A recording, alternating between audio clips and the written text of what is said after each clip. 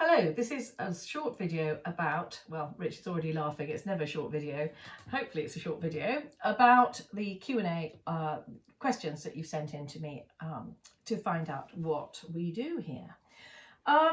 So Kimberly Curtis has emailed and asked where the running hair design came from, which I've addressed in an earlier video because Kimberly's question came in a few weeks ago. And how has it developed? Well, you just copy the original designs really and then tweak it slightly to make it possibly a little bit more attractive or knock out some of the garish aspects of it, because we have a sophisticated taste in the 21st century and we quite often like the subtle. So she says, do I focus on the current colour or target the original colour based on materials available at the time?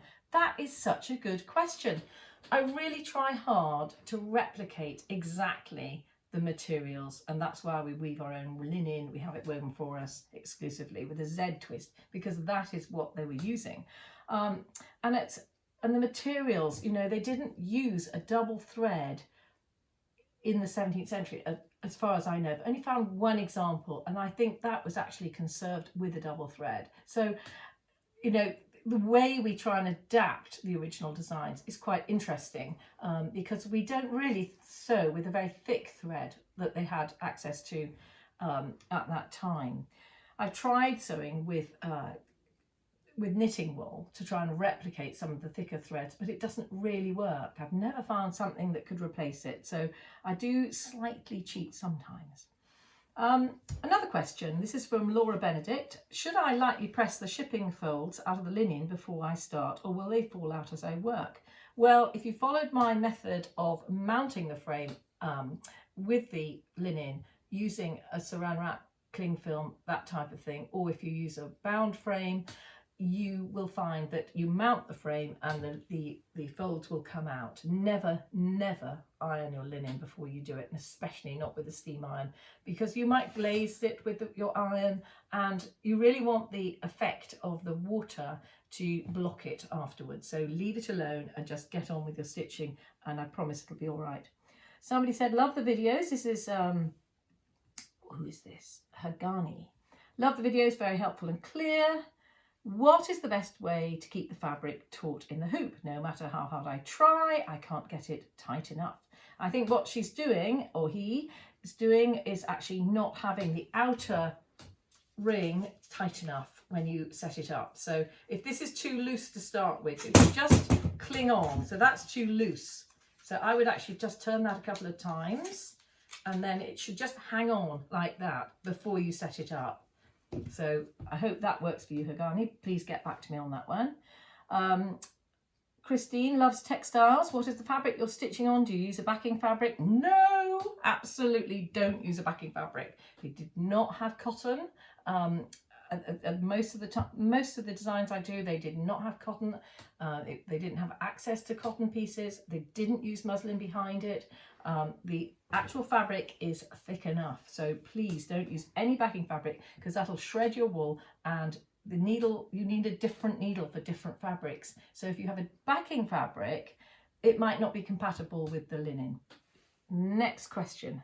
Am I quick, Richard? This is good. I noticed that your wool doubled. Should I be doing this in my general crewel work, as I only use my wool in single? Right. If you are making long and short soft shading and you want the hummocks to sit out proud, or the top of the stag there to sit out, that is double. In fact, that is double thread there, worked again with a single over the top. So it's actually got, in effect, 3 layers of single. So yes, for some smaller designs, it might be very beautiful, and yes, you can use single, but try double, but try and get the edges really close together, so the perimeter of your shape needs to be really gorgeous. So if you don't manage that, go over again in single. Somebody, Miss Honey 66, she sounds an interesting girl. I'd love a blocking lesson one day, getting the wrinkles out of the linen. Okay, this is Laura Turnbull. You must publish a 3-year-old doing blocking. This is your challenge, Laura. Please put that online. Last one. Do you release the hoop when you finish embroidery, or leave it on to the next section? That is again a brilliant question.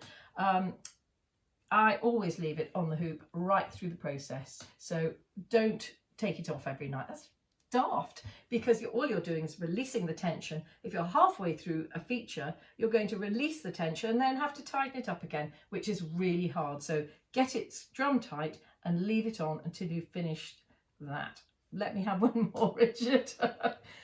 How do you move your frame over a stitched area without stretching the work threads? Just turn, and I've said you just turn your screw a couple of times on the outer frame to loosen it. That's in answer to Wendy Pinker. Kiyomi Elworthy, hello. I just wanted to ask if I can order a beginner's kit from your website. Yes, you can. I think, apart from that, everybody's saying really nice things and thanking us. And thank you. And Richard's going like, cut. We'll cut.